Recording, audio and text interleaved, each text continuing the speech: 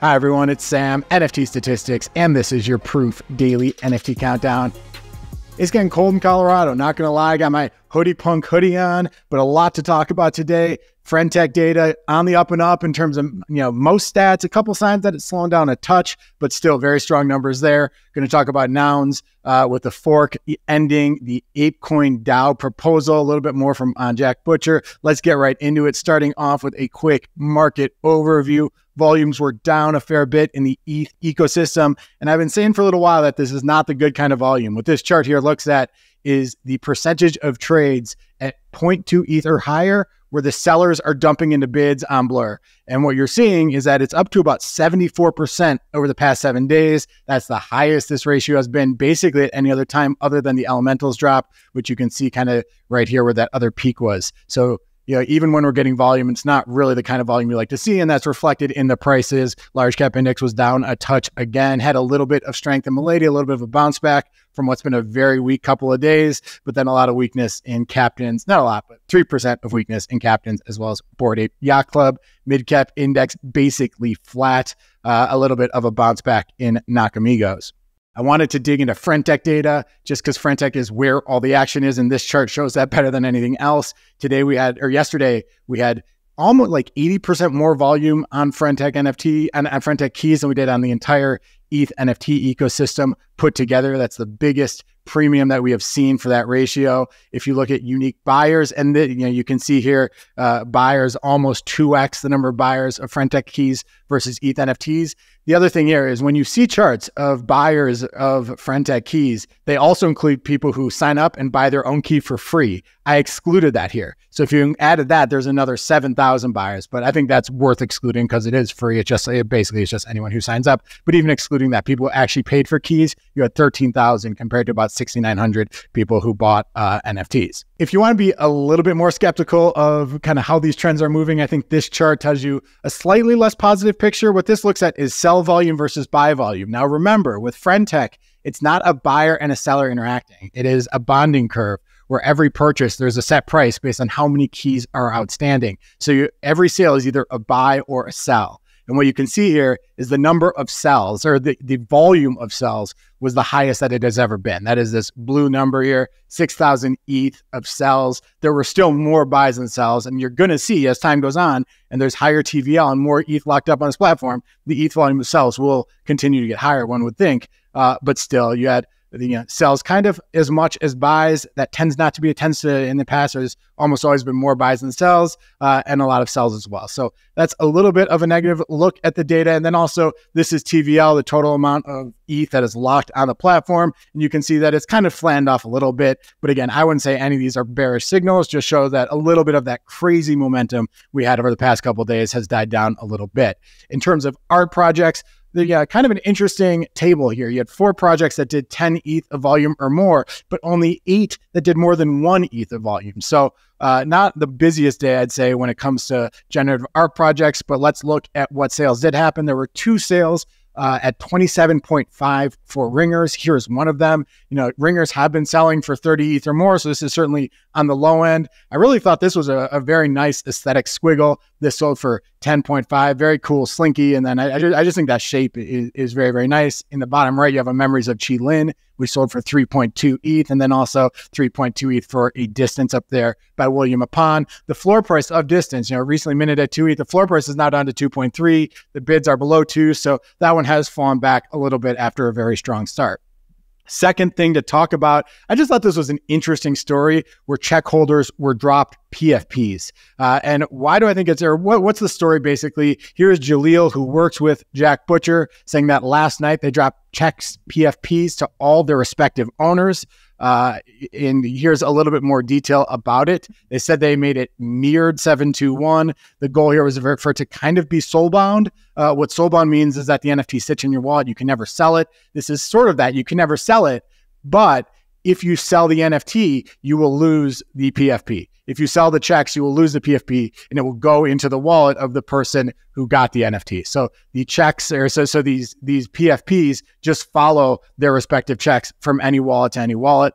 If you want to have a look at what these PFPs look like, they're pretty much a takeoff of OPEPN, or basically a mix of OPEPN with checks. You can see the one check in the upper left, 5 or 8 checks, 8 or 10 checks in the upper right, and then just these really cool ones when you have those black backgrounds and a lot of checks. It really is quite beautiful there in the lower left. So very cool stuff there. Why do I think this is interesting? One is because there's this concept all the time. We had it at Proof. When Proof, and this was before I joined the company, but when Proof had the collective passes, people wanted PFPs. Like, PFPs are a great way to market what you're part of and what you're proud to be a part of. And that was when Moonbirds came along. And I think that they were probably thinking the same thing here, that like checks are just this awesome concept, this great concept created by Jack Butcher, and holders are proud of them, but you can't make it your PFP. So they wanted a way that you could turn that into a PFP. I was thinking, how cool would it be if Snowfurrow dropped everyone a PFP that went with their squiggle? Like, that'd be awesome. So I thought this was kind of because so many people want to flex their squiggle, but it's a little bit hard. You can put it as your PFP, but I think this is a really cool way of going about it. I think that Jack really gets the importance of PFPs as marketing tools. He came on our podcast 8 months ago now, and we really discussed this idea of just how great for marketing PFPs can be. So this is kind of an interesting angle at that. I also think it's cool that they brought on the new tech where the PFP follows the NFT. It's kind of a cool concept. And the other thing I'd say is that Jack is, OPEPNs were meant to be the PFPs, and Jack isn't afraid just to create more supply to kind of get the meme, get the art, get what he is doing out to more people. This does that, so he did it. So overall, cool stuff from Jack and the team over there. Third thing to talk about, the Nouns near the end of the fork process. I've talked about Nouns extensively in the past week and a half, so I won't go over all the details about what Nouns are, but the core of this fork is that they said that anybody who wants to get their share of the treasury, there's a huge treasury for Nouns. There's about 36 ETH per Noun in the treasury. They said anyone who wants to get that treasury back, 36 ETH per Noun back, can fork and basically return their Noun in exchange for that ETH. What we've seen is that 455 people, or 455 Nouns have registered to fork or have forked already, which is just a massive number. There's still 4 or 5 hours to go, so who knows how many will do it last minute. Now, if you look at the overall Noun supply, there are 845 total. 84 were given to the Nounders. That's kind of the way that they earn money as the founders of the project, because all the ETH just goes into the treasury, but 1 out of every 10 Nouns goes to the Nounders. 761 were auctioned to the public, but 455 have optioned to fork. So that's well over half of the total supply. I do believe that a handful of the ones that were given to Nounders have already been sold, and a bunch of those have been forked as well. But overall, we're seeing well over 50%, and it probably will end up at over 60% that end up going into the fork. A very interesting thing to look at is what happens with the next Noun. Like, where are the new ones actually going to sell at? How many people are going to buy the new ones and want to get one now that this fork is over? And what you're seeing right now, the current bid is only 2.5 ETH. Obviously, there's 9 hours to go, and it's going to get a lot higher because you're still going to get access to a big piece of the treasury that remains. You're still going to get to be part of this very OG project, which really kind of is one of the bellwethers for CC0. If you look at where the auctions have been, you can see here that they got as low as 23 ETH just a few months ago, even though the treasury had something like 36 ETH. The auctions really were kind of in this 25 to 30 ETH range before the fork became obvious. So perhaps we go back down there. Perhaps now that there's a chance for a fork, the prices stay a lot closer to where the treasury is. Who knows? It'll be very interesting to track this. And you can also go on a Blur and buy a fork Noun. You can buy a Noun, but right now everything is pretty much pinned to that arbitrage level, because over the next few hours, you're going to be able to return it for ETH. So it'll be very interesting to see what happens to these prices after that ETH gets returned. Fourth thing to talk about, APE proposal to spend 11 million APE to buy NFTs, to buy Bored Ape Yacht Club, to buy Mutant Ape Yacht Club. They even said punks. Thought it was kind of an interesting thing. This was created by Machi Big Brother. Here is the AIP, the proposal, which will be voted on for the next few days. Create the digital art movement collection to acquire Yuga assets. And I think the goal, what they want to do is they say it's to accelerate the advancement of the digital art movement globally. The idea is that they're going to buy a bunch of floor, I would imagine, but who knows, a bunch of floor NFTs in the APE ecosystem and donate those to museums around the world. Again, here are the details. 11 million APE to buy them, donate them. And then they also say that the ape coin, so you don't have this accelerated selling of ape coin, it will be distributed in tranches for the purchases. So it kind of goes steadily over time. I don't think it's too surprising that ape holders would want to do this. If you look at the floor price of Bored Ape Yacht Club, they look like the floor price of pretty much every PFP out there, which obviously with a couple exceptions, but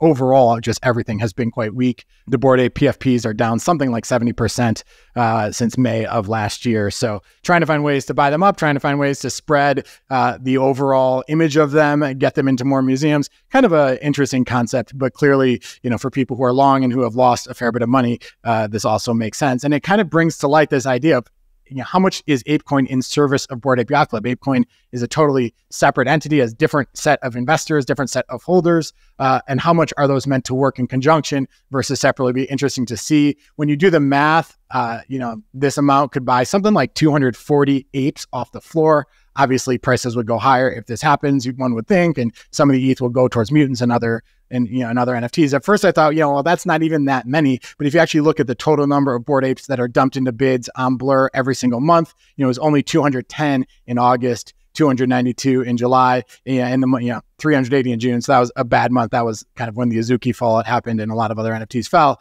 But overall, you could do some decent damage with that amount of money. So the big question is, how is it going? How's the vote going? And since last night, 2 million ape have voted against it. 1.3 million ape have voted for it. So it's 60% against, 40% for. Eris Kamvaisis. Sorry, I don't know how to pronounce your name, and I apologize for that. But you had some really interesting posts on my Twitter today. Machi said earlier today he holds $4 million worth of coins. So clearly there's a lot out there that has not yet voted. If Machi has $4 million, that's more than the entire pool of everyone who's voted. We know that he's going to be voting for. So still a long way to go in this poll. Will be interesting to see how it plays out. And then lastly, let's talk about a few notable sales. Going back to Nouns. Noun number 8 sold for 49 ETH. Why is Noun number 8 selling for 49 ETH when the ETH value that we're seeing the ARB at right now is at 36, 37 ETH? The reason's pretty clear. It's because it's Noun number 8. And the way they did it is that every single noun had a number, and that number reflected what day was the auction in their history. So there's 0, 1, 2, 3, 4, 5, 6, 7, 8. This is the 9th noun that was ever auctioned, and as such, it sold at a premium. I believe it was bought for well over 100 ETH, but still nice to see a little sale there. Cool taco noun. Here's a sale that I missed yesterday, but did want to talk about. An OnChainMonkey Dimension, number 215, sold for 4 Bitcoin.